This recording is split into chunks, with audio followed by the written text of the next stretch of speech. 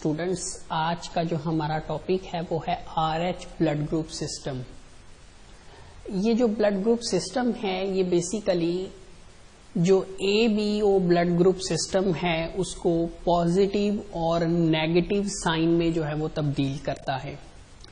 Normally आम observation की बात है कि हम ब्लड्स के लिए अक्सर जो लफ्ज इस्तेमाल करते हैं A positive, A negative, B positive, B negative, AB positive, AB negative.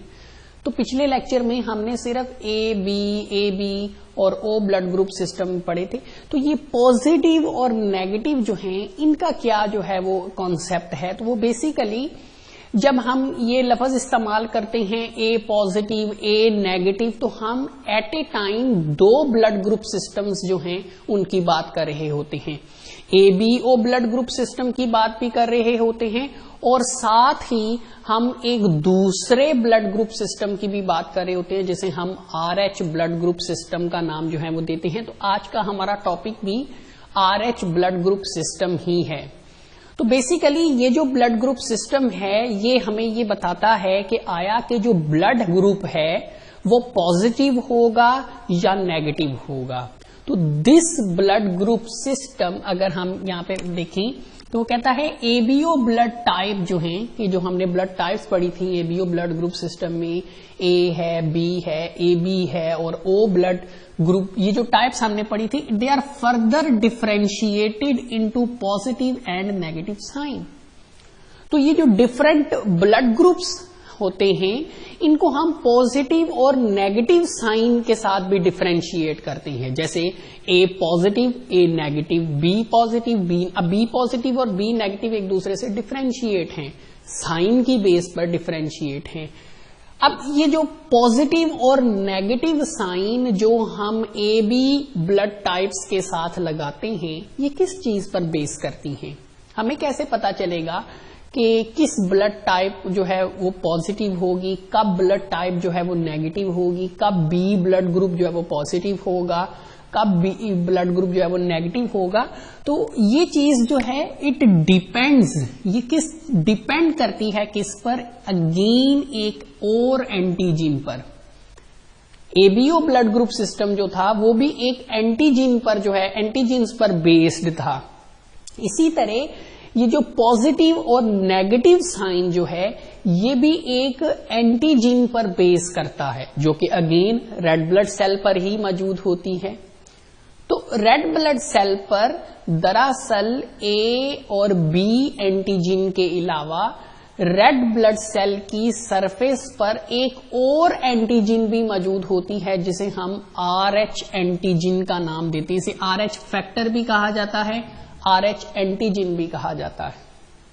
अब क्वेश्चन ये है कि इस एंटीजीन को RH क्यों कहा जाता है? क्योंकि ये जो एंटीजीन है वो कहता है इस सिस्टम को हम RH ब्लड ग्रुप सिस्टम का नाम इसलिए देते हैं क्योंकि ये जो RH एंटीजीन जो है इसे कार्ल लैंडस्टाइनर ने 1930 में एक मंकी के अंदर इसको डिस्कवर किया था। That was named as rhesus monkey. The same scientist that discovered ABO blood group system, Karl Landsteiner ने 1930s में एक मंकी, रीसस मंकी के ब्लड के रेड ब्लड सेल पर सबसे पहले इस एंटीजन को डिस्कवर किया। तो चूंकि ये एंटीजन सबसे पहले रीसस मंकी के रेड ब्लड सेल पर डिस्कवर की गई थी इसीलिए इस एंटीजन का नाम लैंडस्टाइनर ने RH एंटीजन जो है वो रख दिया। तो पता चला कि रेड ब्लड सेल पर AB एंटीजन के अलावा एक और एंटीजन भी जो है वो मौजूद होती है जिसे हम RH एंटीजन का नाम देते हैं। अब अगर तो ये एंटीजन मौजूद होगी तो ब्लड ग्रुप पॉजिटिव होगा, अगर ये एंटीजन मौजूद नहीं होगी तो ब्लड ग्रुप नेगेटिव होगा। जैसे मिसाल के तौर पर इस चीज को समझने के लिए फर्ज कर लेते हैं कि फॉर एग्जांपल ये हमारे पास एक रेड ब्लड सेल है। For example this is a red blood cell. अब इस रेड ब्लड सेल की सरफेस पर एक एंटीजन मौजूद है डेट इज A। तो इस शख्स का ब्लड ग्रुप क्या होगा? ए ब्लड ग्रुप होगा, क्योंकि हमने पढ़ा था अगर रेड ब्लड सेल पर ए एंटीजन मौजूद होगी तो उस शख्स का ब्लड ग्रुप जो है वो ए होगा। अब अगर इसी रेड ब्लड सेल पर फर्ज कर लेते, अब ये पॉजिटिव होगा या नेगेटिव होगा ये डिपेंड करेगा रेड ब्लड सेल पर एंटीजन की बेस पर, एंटीजन की बिना पर। अब फर्ज कर लेते हैं कि यहां पर RH एंटीजन मौजूद नहीं है तो ये ब्लड ग्रुप होगा ए नेगेटिव, और फर्ज कर लेते हैं कि यहां पर RH एंटीजन मौजूद है तो तब ये ब्लड ग्रुप क्या होगा, डेट इज ए पॉजिटिव। तो हम इसको एक और तरह ड्रा कर लेते हैं, हम जैसे कि यहां पर जो ब्लड ग्रुप है डेट इज ए पॉजिटिव, क्योंकि यहां पर RH एंटीजन भी मौजूद है। इसी तरह हम एक और रेड ब्लड सेल ले लेते हैं, फर्ज कर लें कि ये एक दूसरा रेड ब्लड सेल है। अब इस रेड ब्लड सेल के ऊपर भी एंटीजन ए जो है वो मौजूद है, लेकिन यहां पर RH एंटीजन नहीं है, तो ये ब्लड ग्रुप कौन सा होगा, डेट इज ए नेगेटिव। तो ए पॉजिटिव, ए नेगेटिव, दरअसल जब हम ये टर्म्स इस्तेमाल करते हैं आम रूटीन में, रोजमर्रा जिंदगी में, A plus A positive, A negative, B positive, B negative, तो दरअसल हम एक ही वक्त में दो ब्लड ग्रुप सिस्टम्स की जो है वो बात कर रहे हैं। एबीओ ब्लड ग्रुप सिस्टम की हम बात कर रहे हैं और इसी के साथ साथ हम RH ब्लड ग्रुप सिस्टम की भी बात कर रहे हैं। तो RH ब्लड ग्रुप सिस्टम जो है ये हमें बताएगा कि ब्लड पॉजिटिव होगा या नेगेटिव होगा। कैसे पता चलेगा, क्योंकि कैसे पता चलेगा, अगर रेड ब्लड सेल पर ए बी एंटीजन्स के साथ RH एंटीजन भी मौजूद है, जिसे RH फैक्टर भी कहा जाता है, तो ब्लड ग्रुप पॉजिटिव होगा। अगर रेड ब्लड सेल पर RH ए बी एंटीजन्स के साथ RH फैक्टर, RH एंटीजन नहीं है तो ब्लड ग्रुप नेगेटिव होगा। तो सिंपली अगर RH एंटीजन मौजूद होगी तो ब्लड ग्रुप पॉजिटिव होगा, अगर RH एंटीजन नहीं होगी तो ब्लड ग्रुप जो है वो नेगेटिव होगा। तो ये जो RH ब्लड ग्रुप सिस्टम है ये दरअसल ABO ब्लड ग्रुप्स जो हैं उनकी जो टाइप्स हैं उनको आगे पॉजिटिव और नेगेटिव साइन में जो है वो डिवाइड कर देता है। किस बिना पर, एंटीजन की बिना पर, ठीक है, एंटीजन की बिना पर, जिसे हम RH फैक्टर भी कहते हैं। अच्छा, अगर आपको याद हो हमने पढ़ा था कि ये जो ABO ब्लड ग्रुप सिस्टम में ये जो एंटीजन्स होती हैं A और B, इनको कौन बनाता है, इनको एक जीन कंट्रोल करता है, जिसे हम जीन I का नाम जो है वो देते हैं, जो कि क्रोमोसोम नंबर 9 पर जो है वो पाया जाता है। सिमिलरली ये जो RH एंटीजन है इसको भी तो जीन्स ही कंट्रोल करेंगे।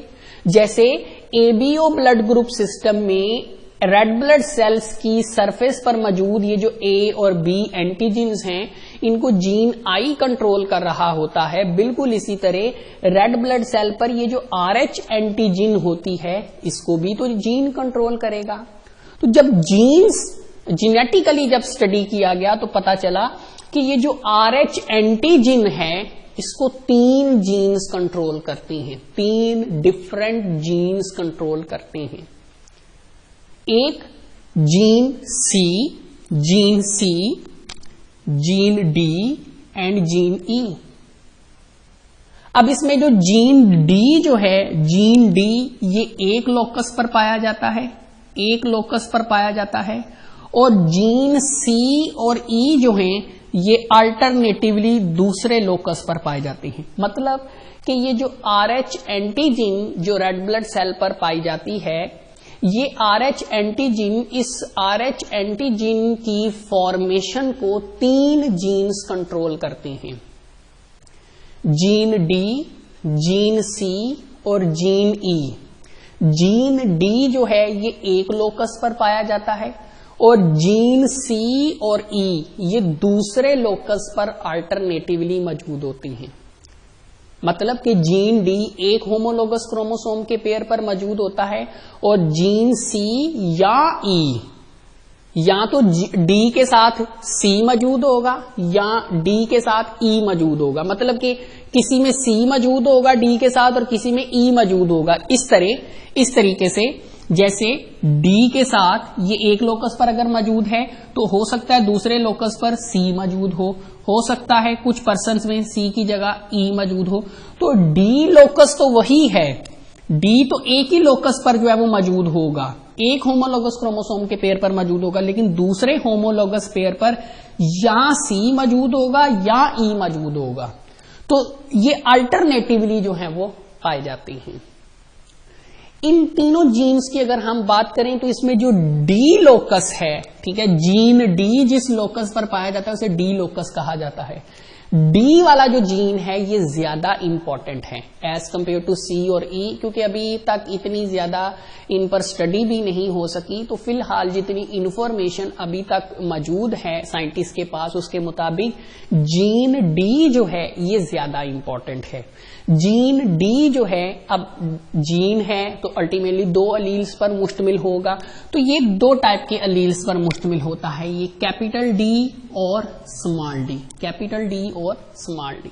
इसका क्या मतलब है कि ऐसा शख्स जिसकी जीनोटाइप डबल कैपिटल डी या कैपिटल डी स्मॉल डी होगी, तो इन लोगों में रेड ब्लड सेल पर एंटीजन जो है वो लाजमी बनेगी और ब्लड ग्रुप क्या होगा, पॉजिटिव होगा। जैसा कि हमने यहां पे पढ़ा, एंटीजन होगी तो ब्लड ग्रुप पॉजिटिव होगा।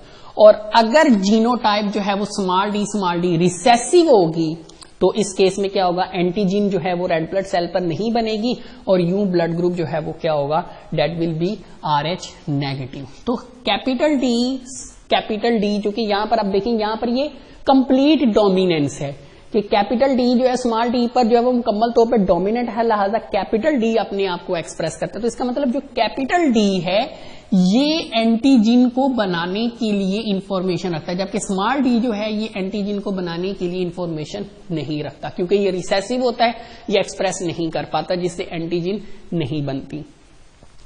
इसी चीज को अगर हम टेबल की सूरत में अगर हम जानने की कोशिश करें तो अगर किसी शख्स की जीनोटाइप कैपिटल डी या अगर किसी शख्स की genotype capital D small D है तो दोनों केसेस में क्या होगा, रेड ब्लड सेल पर एंटीजन RH एंटीजन बनेगी, तो ब्लड ग्रुप क्या होगा, दैट विल बी पॉजिटिव।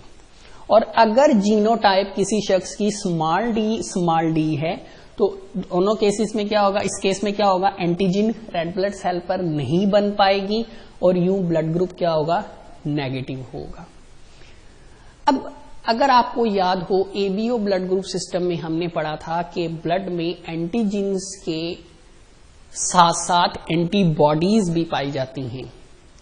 तो अब यहां पर हमने ये देखना है कि क्या यहां पर भी एंटीबॉडीज मौजूद होती हैं कि क्या जैसे हमने ABO ब्लड ग्रुप सिस्टम में पढ़ा था कि एंटीजन A होगी तो एंटीबॉडी B होगी, एंटीजन B होगी तो एंटीबॉडी A होगी। यहां पर जो है ये केस थोड़ा डिफरेंट है, यहां पर ऐसा नहीं है। मतलब कि जैसा कि आप देख सकते हैं अगर एंटीजन मौजूद है तो ब्लड में एंटीबॉडी नहीं होगी, अब यहां पर एंटीजन नहीं है तो यहां पे तो एंटीबॉडी होनी चाहिए, लेकिन यहां पर भी एंटीबॉडी नहीं होती। सिंपली हम ये कह सकते हैं कि जो RH ब्लड ग्रुप सिस्टम होता है उसकी जो एंटीजन्स होती हैं RH एंटीजन, उसके कंपैटिबल कोई एंटीबॉडी ब्लड में मौजूद नहीं होती, ना ही RH पॉजिटिव वाले शख्स में मौजूद होती हैं, ना ही RH नेगेटिव वाले में होती हैं। तो लेकिन यहां पर एक चीज याद रखनी है, हमने पढ़ा RH पॉजिटिव वाला जो शख्स है उसके ब्लड में भी एंटीबॉडी नहीं होगी, RH नेगेटिव वाला जो शख्स है उसमें भी एंटीबॉडी नहीं होगी। लेकिन यहां पे देखें हमने लिखा है produce by stimulus of RH antigen. यहां पर यह चीज याद रखनी है कि बाज औकात क्या होता है, RH नेगेटिव पर्सन जो है, RH नेगेटिव पर्सन मतलब ये वाला जो पर्सन है जिसके ब्लड में कोई एंटीबॉडी नहीं होती, अगर हम ये क्या करता है, ये एंटीबॉडीज बाज औकात बनाना शुरू कर देता है। क्यों बनाएगा, जब हम ऐसे शख्स को RH ब्लड जो है वो प्रोवाइड करेंगे, RH पॉजिटिव ब्लड, मतलब कि ये वाला ब्लड जो है, ये वाला ब्लड जब हम इस शख्स को प्रोवाइड करेंगे तो क्या होगा, इस शख्स के ब्लड में अब जब ये वाला ब्लड हम इस शख्स को देंगे तो इसके ब्लड में तो एंटीजन नहीं होनी चाहिए, RH एंटीजन नहीं होनी चाहिए। तो जब ये वाला शख्स ब्लड डोनेट करेगा इस शख्स को तो ये एंटीजन यहां पर आ जाएंगी।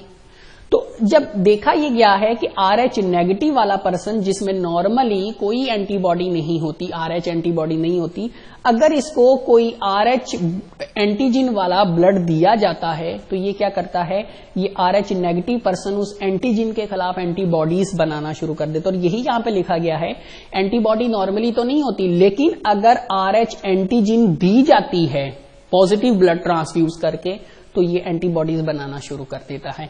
इस हवाले से हम आगे एक डिजीज भी पढ़ेंगे, एक कंडीशन पढ़ेंगे, एरिथ्रोब्लास्टोसिस विटिलिस। यहां पर आप देखें, अगर हमारे पास एक साइड पे जो है वो हमारे पास डोनर है और दूसरी साइड पर रेसिपिएंट है, तो अब देखें अगर RH पॉजिटिव वाला जो शख्स है वो पॉजिटिव वाले को ब्लड दे सकता है लेकिन नेगेटिव वाले को ब्लड नहीं दे सकता। ये चीज यहां पर समझनी है। पॉजिटिव वाला पॉजिटिव वाले को तो दे सकता है, वो तो एक सिंपली कॉन्सेप्ट है, लेकिन पॉजिटिव वाला नेगेटिव वाले को नहीं दे सकता। क्यों? क्योंकि अभी हमने पढ़ा कि अगर RH पॉजिटिव वाला ब्लड जो है वो RH नेगेटिव वाले को दिया जाता है तो RH नेगेटिव में ना एंटीजन होती है ना ही नॉर्मली एंटीबॉडी होती है, एंटीजन भी नहीं होगी, एंटीबॉडी भी नहीं होगी। लेकिन जब हम RH पॉजिटिव मतलब ये वाला ब्लड जब हम इस शख्स को देंगे तो इसकी बॉडी में तो RH एंटीजन दाखिल हो जाएगी, ये वाली एंटीजन पॉजिटिव ब्लड ट्रांसफर करने की वजह से। तो जब एंटीजन ट्रांसफर होती है तो RH नेगेटिव पर्सन जो होता है वो क्या करता है, एंटीबॉडीज बनाना शुरू कर देता है उसके खिलाफ। तो RH नेगेटिव पर्सन जो होता है उसमें नॉर्मली तो कोई एंटीबॉडी RH एंटीबॉडी नहीं होती, लेकिन अगर RH नेगेटिव वाले पर्सन को RH पॉजिटिव वाला ब्लड दिया जाता है तो वो RH पॉजिटिव वाला जो ब्लड दिया गया है तो उसकी जो RH एंटीजन है वो तो हम दाखिल हो गई RH नेगेटिव वाले में।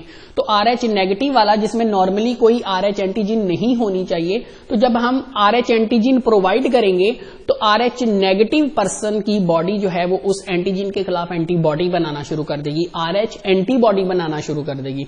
वो RH एंटीबॉडी क्या करेगी, RH एंटीजन पर अटैक करेगी, यूं एग्लूटिनेशन होना शुरू हो जाएगी। तो ब्लड ट्रांसफ्यूजन जो है वो नहीं की जानी चाहिए, ऐसी ब्लड ट्रांसफ्यूजन कभी भी सक्सेसफुल नहीं होगी। तो RH पॉजिटिव जो है वो कभी भी RH नेगेटिव को ब्लड नहीं दे सकता, जबकि RH नेगेटिव की अगर हम बात करें तो ये पॉजिटिव वाले को भी दे सकता है, नेगेटिव वाले को भी दे सकता है, क्योंकि RH नेगेटिव वाला शख्स जो है उसमें ना एंटीजन है ना एंटीबॉडी है। लिहाजा अगर ये वाला ब्लड इस शख्स को दिया जाता है तो इसके ब्लड में कोई फर्क नहीं पड़ेगा, कोई चेंज नहीं आएगा, क्योंकि ना एंटीजन है ना एंटीबॉडी। तो ये वाला ब्लड जब इसको देंगे तो इसको कोई फर्क नहीं पड़ेगा। हाँ, जब ये वाला ब्लड इसको देंगे तो इसमें तो जब ये वाला ब्लड इसको देंगे तो इसमें एंटीजन आ जाएगी, जिसकी वजह से वो क्या करता है, उस एंटीजन को खत्म करने के लिए एंटीबॉडीज बनाना शुरू कर देता है, क्योंकि RH नेगेटिव पर्सन में ना ही एंटीजन होती, एंटीजन नहीं होनी चाहिए। तो अगर एंटीजन आएगी जब हम ये ब्लड ट्रांसफर करेंगे तो वो एंटीबॉडीज बनाना शुरू कर देगा। तो ये हमारे पास जो है ये RH ब्लड ग्रुप सिस्टम के हवाले से जो है वो एक इंट्रोडक्शन है, एक ब्रीफ जो है वो इन्फॉर्मेशन